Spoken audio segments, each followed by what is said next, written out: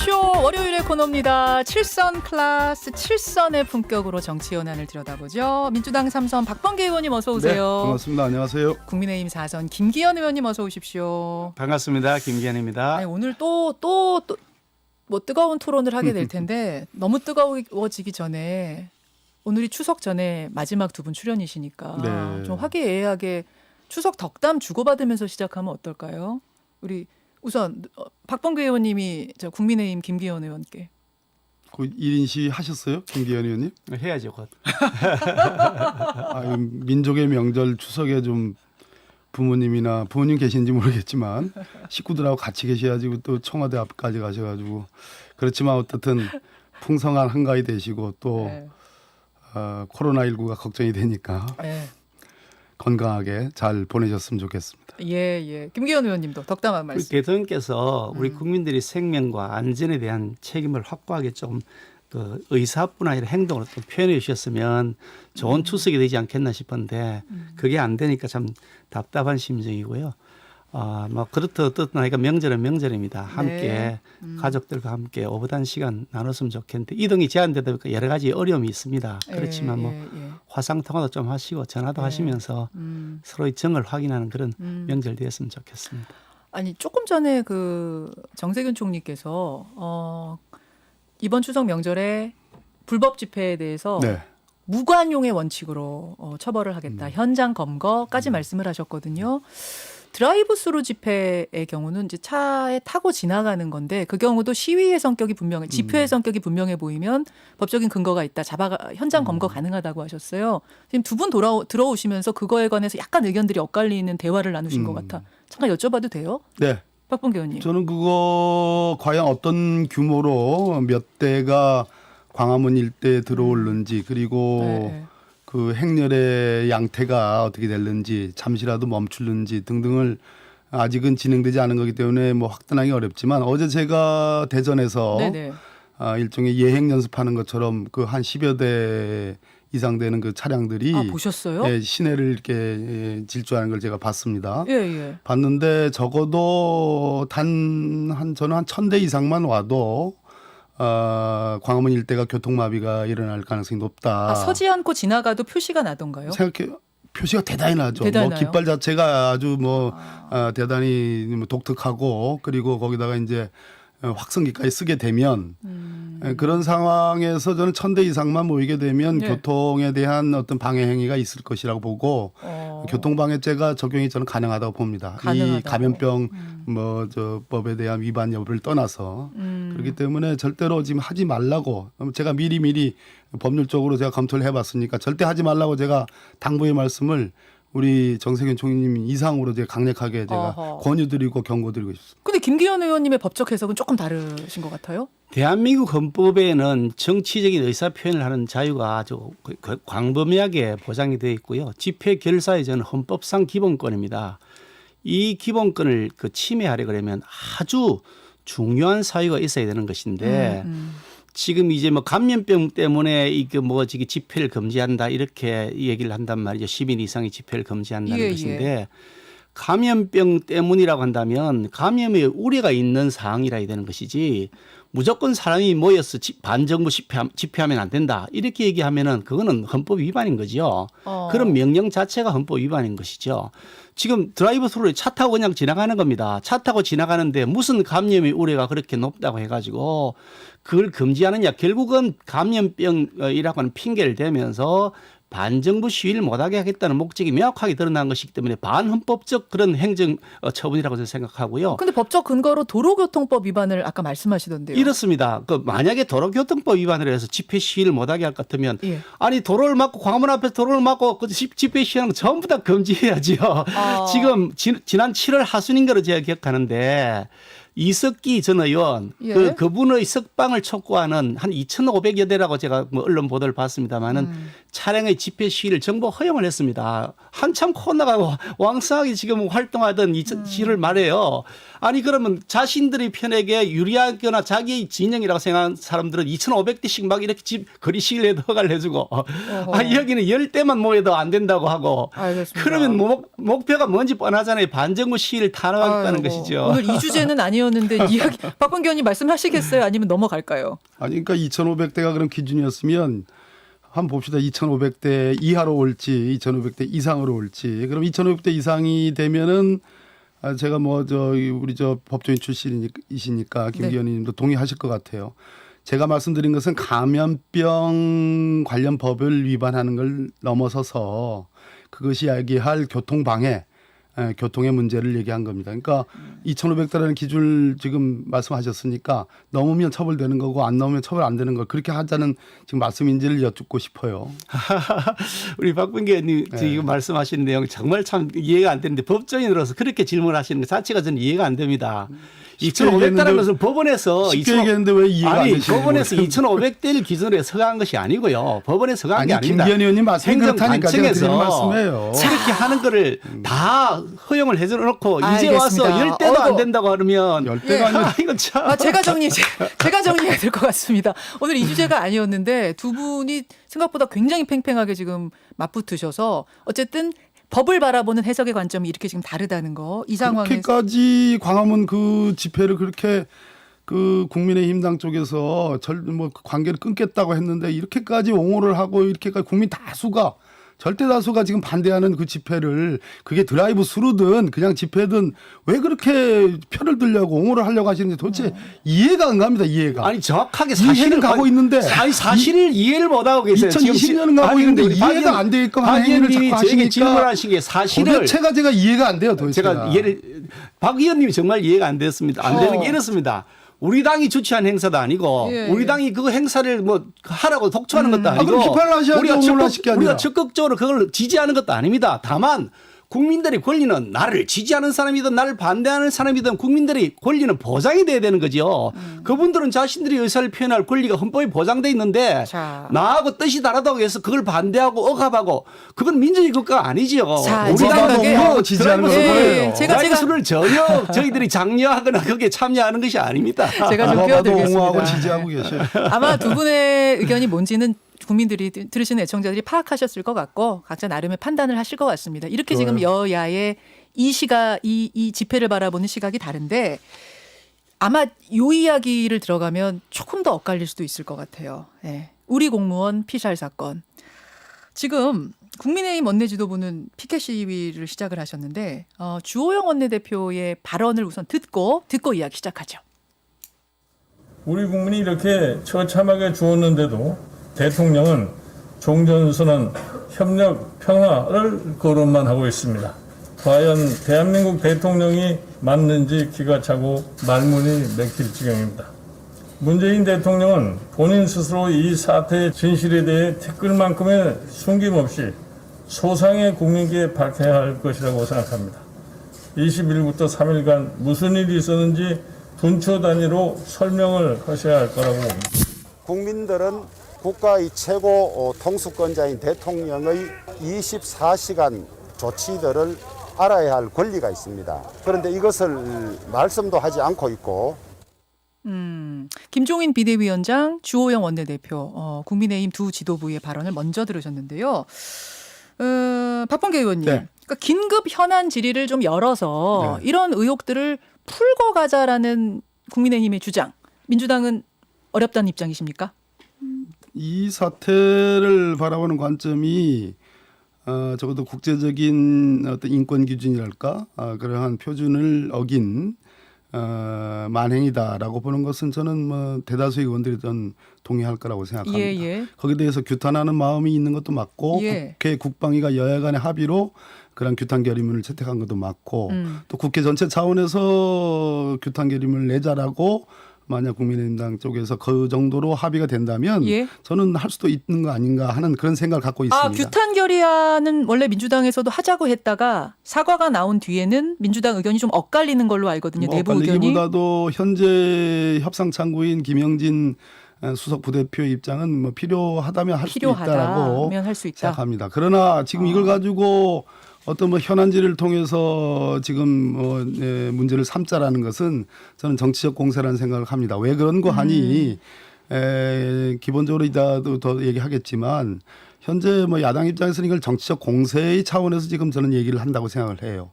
그보다 더욱 중요한 것은 어떻든 김정은 국방위원장과 우리 문재인 대통령 사이에서 8일과 12일에 친서 교환이 있었고 15일 날 국회 유엔 어떤 연설을 위한 있었죠. 동영상 을 만들었고 예, 18일 날 보냈고 23일 새벽에 유엔 그 연설을 했는데 22일부터 23일 상관에 벌어진 일들 아니겠습니까? 네네. 그런 측면에서 지금 북한 쪽의 설명과 네. 우리 국방부의 설명이 너무 차이가 큽니다. 아시겠지만 월북인지 여부와 또 가장 우리 국민들에게 큰 분노를 일으켰던 시신을 훼손했다는 그 부분에 대해서 양자 간의 입장이 완전히 다릅니다. 네. 그런 측면에서 이것은 책임 있는 당국자 즉 우리 정부의 뭐 국방부를 비롯한 관계 부처가 지금 뭐 북한 쪽에 대통령께서도 말씀하셨듯이 공동조사 요청을 했습니다. 예. 북한이 여기에 응해야 된다는 건 저는 필연적으로 당연히 따라야 되는 문제라고 보기 때문에 그러한 행정적 차원에 지금 남과 북의 특수성이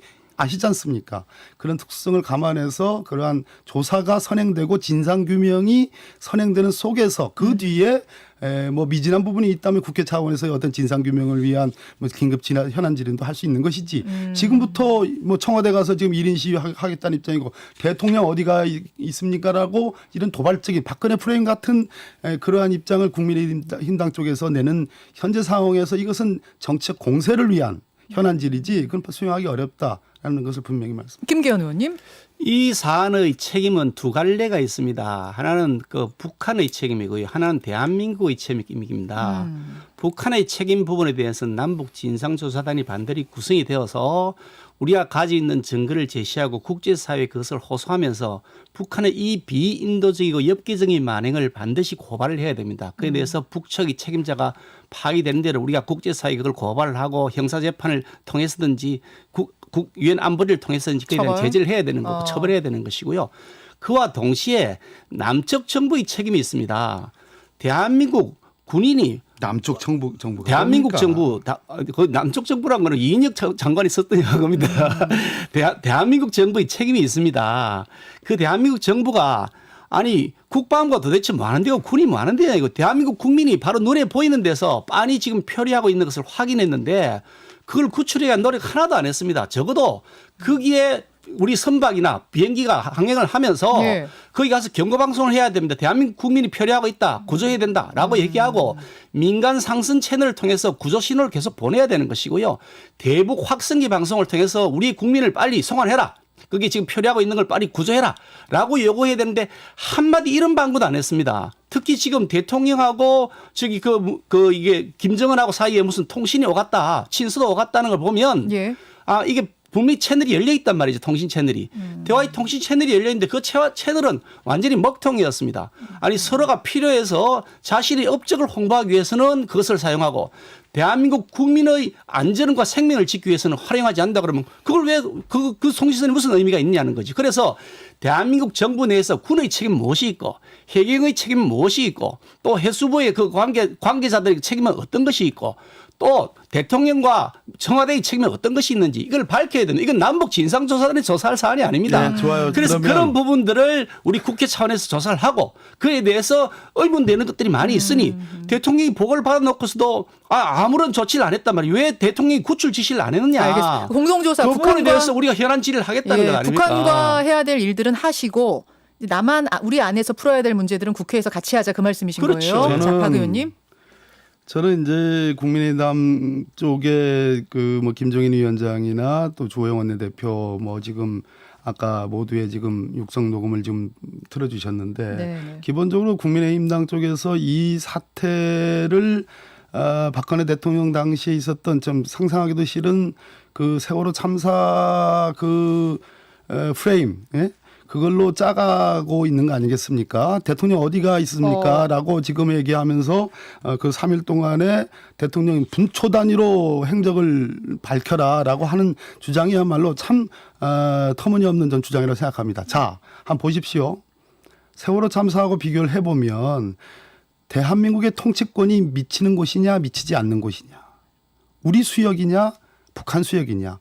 북한은 반국가 단체이면 분명하지만 지난 70년 수십 년 동안 완전한 국가로서 체제를 갖추고 지금 우리하고 대립 항쟁을 해왔습니다. 그 속에서 평화적인 모색도 있었죠. 6.25 때 사망자를 포함해서 무려 450만 명이 다쳤습니다. 예. 국군 장병의 그 사망자 수만 23명입니다. 지금 정전 상태입니다. 네. 전쟁이 끝나지 않은 상태예요. 평화 상태가 아닙니다. 그런 속에서 이런 일이 벌어졌고, 자, 통치권이 미치냐 안 미치냐. 2시간 동안 전 세계 방영을 통해서 아이들이 죽어가는 모습을 손도 못 대고 그대로 죽게 만들었습니다. 무려 300명에 가까운 아이들입니다. 그렇죠? 한 명의 목숨이 귀중하다는 거 압니다. 이 공무원이 도대체 어떻게 갔느냐. 네. 정말 실족으로 해가지고 진짜 원하지 않는 쪽으로 북한을 간 거냐 아니면 월북이냐. 월북이란 징후들은 여러 가지가 있습니다. 그러나 이 부분도 북한이 부인하니까 진상규명의 상황입니다. 네. 그런 속에서 이 사태를 마치 박근혜 프레임으로 몰고 가는 것이야말로 저는 정치적 공세라고 생각이 들고, 천안함 문제도 아직도 완전히 해결돼 있지 않지 않습니까? 북한에 완전한 유감 표시가 없었습니다. 과거에 수많은 일들이 많았습니다. 뭐 박광자 씨 피격 사건도 남쪽 책임이라 그랬고, 그 목함지뢰 사건 때 박근혜 정부가 자 견강부회적으로 진짜 그 북한이 사과한 거다 했지만 그 내용은 그냥 유감 정도에 불과했습니다. 공동 합의문을 통해서. 그리고 판문점 도끼만행 사건. 예. 그때 김일성이 뭐라고 그랬습니까? 육성으로 그 얘기를 했잖아요. 그때도 리그렛, 즉 유감이고 예. 재발 방지를 약속하는 정도에 불과했어요. 서해교전 정도나 우리 정부가 받아들인 사과였는데 그 사과도 유감적인 사과였지, 지금 이번에 김정은 위원장이 명확히 밝힌 진짜 남쪽 국민들에게 큰 실망감을 안겨줘서 대단히 미안하다라는 표현하는 것은 상당한 진전, 이 어려운 상황 속에서 진전으로 보는 측면이 있습니다. 그래서 여기서는 저는 대통령 레벨, 즉 정상 간의 레벨에서는 좀 상당히 냉철하게 이 평화 모드를 어떻게든 유지시키려는 노력들이 좀 필요하다고 보고, 그 이하의 정부 실무 당국자 레벨에서는 우리는 철저하게 진상규명을 아주 강력하게 요청을 해야 되는데, 그 일환이 오늘 어제 나온 말 그대로 공동조사와 통신성 복귀다 이렇게 말씀드린 겁니다. 그 김기현 의원이 지금 말씀하신 한 라인이, 그러니까 채널이 살아 있었는데 왜 구조 요청을 못 했는가, 뭐 신호를 왜 못 보냈는가, 이 부분은 어떻게 보세요? 국정원 라인 하는 거 아니겠습니까? 그리고 대통령 두 정상 간의 친서 교환이 어떤 레벨, 어떤 통신 라인을 통해서 왔는지는 아직 확인되지 않은 거고요. 예. 다만 지금 북의 전통문이, 김정은 위원장의 그 사과 표명의 전통문이 국정원을 통해서 왔다. 그렇게 돼 있는데, 통전부와 국정원 네네. 라인인데 그 라인의 성격에 대해서 조금만, 뭐 저 역시 청와대 근무했던 사람인데 예. 그 라인의 성격이라는 게 있는 겁니다.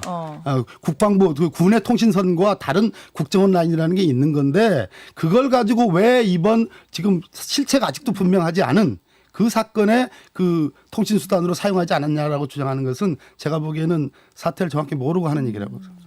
정말 참 그 기가 막히는 변명입니다. 대한민국 국정원은 그럼 대한민국 국민의 세금으로 운영되는 기관이 아닙니까? 대한민국 국민의 세금으로 운영하고 그 시설 다 유지 관리합니다. 인력도 그 봉급도 세금으로 주고요. 왜 그 국정원이 존재합니까? 대한민국 국민의 생명을 지키기 위해서 존재하는 겁니다. 대통령을 호위하기 위해서 존재하는 기관이 아니고요.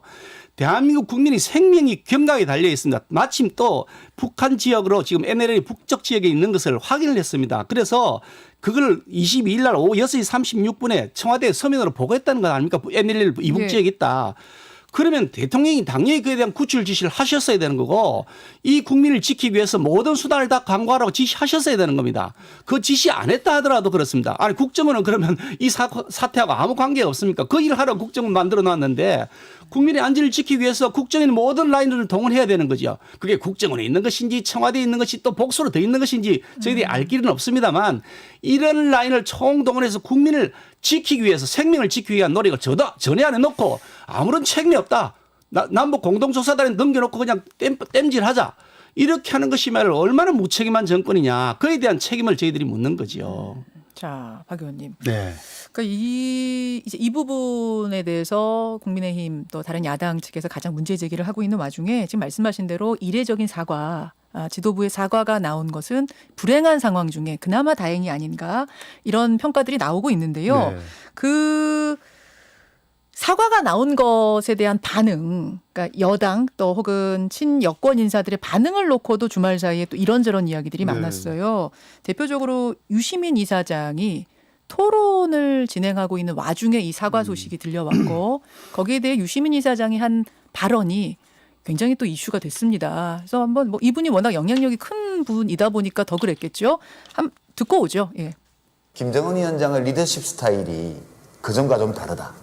세계관, 어떤 역사를 보는 관점, 자기네 국가 체제를 바라보는 평가 이런 것들이 있을 거다 뭔가. 그래서 그런 데서 어떤 변화의 욕구, 필요성에 대한 인식 이런 게 생겼을 걸로 보고. 근데 어떤 분들이 저한테 그런 질문을 하시더라고요. 뭐 김정은 괜찮다며, 김정은 위원장 계몽군주라며 이렇게 그러면서 이 사람 진짜 계몽군주 맞는데 지금 템포 조절하는 거냐 아니면 그냥 스타일이 좀 다른 독재자일 뿐인 거냐 이런 질문을 제가 참 자주 받았는데 전 정보가 없어서 그냥 내 느낌에는 계몽군주 같아. 관련하세요. 예. 내 느낌엔 계몽군주 같아. 이제 계몽군주라는 단어가 지금도 실시간 검색어에 떠 있을 정도로 굉장히 화제가 되고 논란이 됐습니다. 김기현 의원님 어떻게 받아들이세요? 저는 그 소식을 들으면서 정말 참담하다. 이 유시민 그 이사장 이번 차라리 그럼 계몽군주 밑에 가서 사시려나 그런 생각이 들었는데 본인은 거기 안 사시면서 어떻게 그렇게 이 상황에서 그런 발언을 하시나. 특히 대한민국 국민이 생명이 처참하게 희생을 당했습니다. 아니 시신을 기름을 부어서 불에 태워서 40분 동안 태웠다는 것 아닙니까? 6시간 동안이나 끌고 다니면서요. 그리고 대한민국 정부는 그걸 구출하기 위한 노력 하나도 안 하고 그냥 멀뚱하게 쳐다만 보고 있었습니다. 무슨 뭐 정보 자산 때문에 뭐 그런 욕을 안 했다는 이 터무니없는 억지를 설명을 하면서요.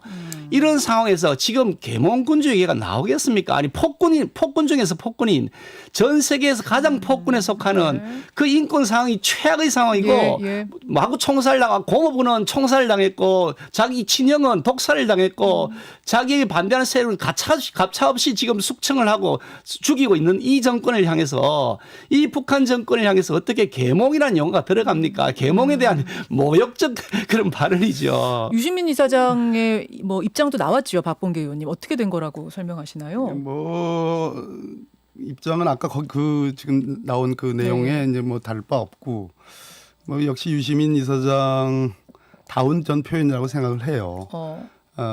기본적으로 그 계몽군주라는 표현이 이제 일반 대중들에게는 상당히 긍정적인 용어로 그렇게 인식이 돼 있는 건 뭐 틀림이 없습니다. 그러나 그것이 북한 입장에서 그게 반가울까요? 그 계몽군주의 역사적인 그 어떤 예를 보면 기본적으로 전제 왕조, 전제주의 국가입니다. 그 속에서 위로부터의 개혁을 늦어졌지만 즉 영국이나 프랑스와 달리 러시아나 프로이센을 얘기하는 건데 에카테르나 2세 또 프리드리히 2세의 뒤떠밀린 그 어떤 개혁, 그러니까 뒤늦은 개혁, 그 속에서 어떤 제도의 개혁, 위로부터의 개혁을 얘기하는 건데 유시민 이사장 입장에서는 아마 국방부 발표가 있고 나서 상당히 놀라지 않았을까. 그리고 다소 낙담하지 않았을까. 그런 속에서 김정은 위원장의 좀 남녘 동포들에게 끼친 큰 실망감에 대해서 대단히 미안하다라는 제가 보기에는 지금 남북 뭐 상당한 그 역사 속에서 가장 명확하고 분명한 그리고 그 내용으로 봐서는 상당한 진정성이 담겨 있는 그러한 사과를 처음으로 한 거예요. 그런 속에서 다소나마 남북 평화라는 관점에서 다소나마 안도를 하지 않았을까. 그 속에서 나온 저는 용어 표현이라고 보는데. 안도의 표현이지 긍정의 표현이 아니다. 그것이 뭐 어떤 변화, 본인도 북돋았다라는 표현을 썼습니다. 유시민 이사장께서도. 그런 측면에서 북한이 변화하길 기대하고 그런 쪽으로 평화를 절대 깨서는 안 된다는 쪽에 어떤 그러한 기대가 반영된 전 표현이라고 생각합니다. 자, 마무리 아마 30초씩 하시면 끝날 것 같아요. 김기현 의원님. 북한이 변화돼야 되고 그 변화를 우리가 적극적으로 추진해야 되는 것이 맞습니다. 그런데 그 방법을 잘못했을 때는 따끔하게 잘못했다고 지적을 하고 그에 대한 책임을 물어야 되는 것인지 그냥 대한민국 국민을 그렇게 처참하게 살해를 하고 훼손했는 이 사건을 적당히 해서 그냥 그것도 본인 명령의 사과문도 아닙니다. 뭐 통전부라고는 이름을 빌려가지고 간접적인 전달 화법을 통해서 온 정식 사과문도 아닌 이런 사과문 같지도 않은 사과문을 가지고서 이렇게 해서 면책을 해주고 오히려 계몽구조라고 이렇게 옹호해주게 되면 그럼 나쁜 버릇이 들지요. 그러니까 해결이 안 되는 거죠. 자, 30초 마무리. 네, 어쨌든 두 정상 간에 기본적으로 상호 신뢰와 존중의 모두가 깨지지 않았다는 점은 전 참으로 뭐 참 다행스럽다라는 생각이 들고 그 레벨에서의 그런 차원의 어떤 노력들은 전 지속해야 된다고 생각을 합니다. 그렇지만 실무적으로 이 부분에 대한 진상 규명은 공동조사의 방식이든 어떠한 방식이든 간에 우리 정부가 정말로 끝까지 이 부분에 대한 진상 규명을 해서 우리 국민들에게 알려줄 의무도 굉장히 크다. 그럼요. 이런 말씀을 네. 합니다. 자, 이제 추석 끝나고 여러분 만날 텐데요. 그때는 부디 좀 좋은 소식이 있기를, 예, 공동조사 이루어지기를 저도 기대하고 있겠습니다. 두 분 고맙습니다. 네, 수고하셨습니다. 감사합니다. 김현정의 뉴스쇼는 청취자 여러분의 참여로 이루어집니다. 트위터, 페이스북, 레인보우 게시판, 그리고 단문 50원, 장문 100원의 유료 문자 샵 1212, 우물정 1212 통해 참여하실 수 있습니다. 김현정의 뉴스쇼, 여러분과 함께 만듭니다.